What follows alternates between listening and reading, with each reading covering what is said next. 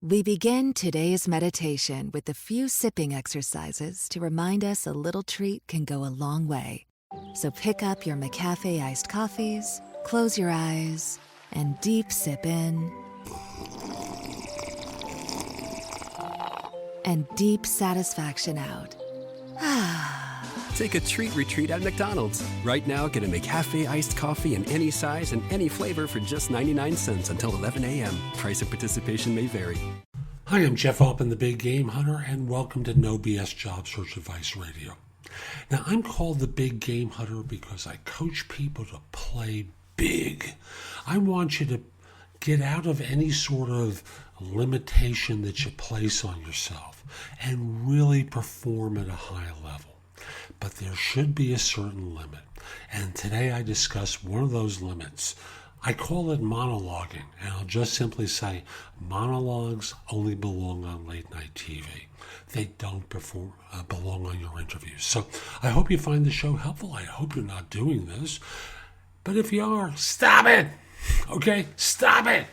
And I also want to remind you, please support the show by giving it 5 stars in iTunes, Stitcher, and or TuneIn, and a great write-up.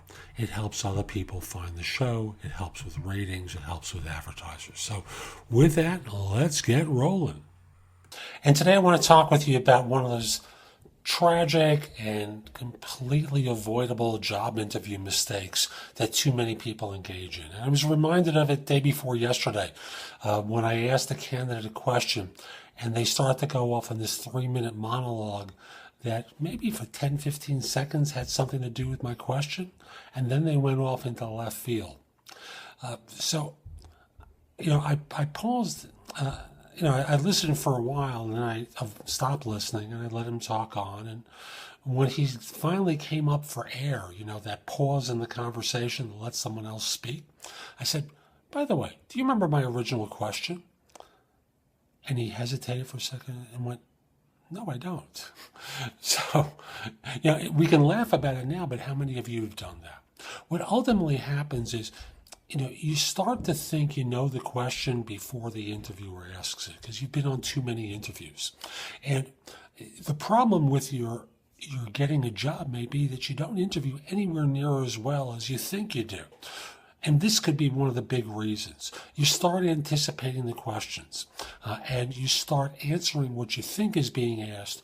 You go off on these long-winded explanations instead of keeping your answers to maybe 45 seconds in length, 60 tops. And by the way, if you think that sounds short, time yourself talking for 45 seconds and see how long that is. You'll get an appreciation for the fact that 45 seconds is a long time.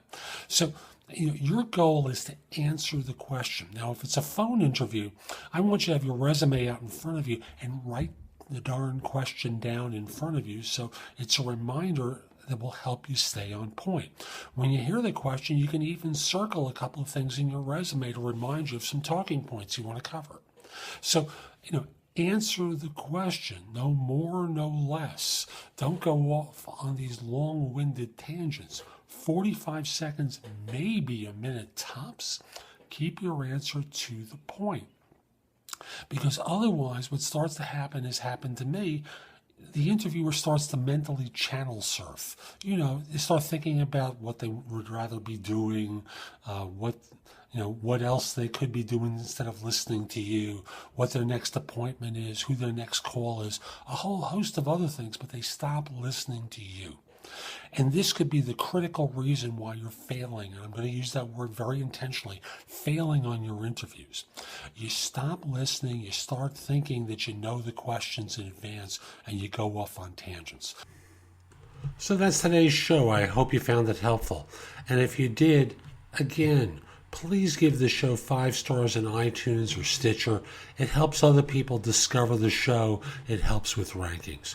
And I also want to remind you, come join me at JobSearch.Coaching.HQ.com.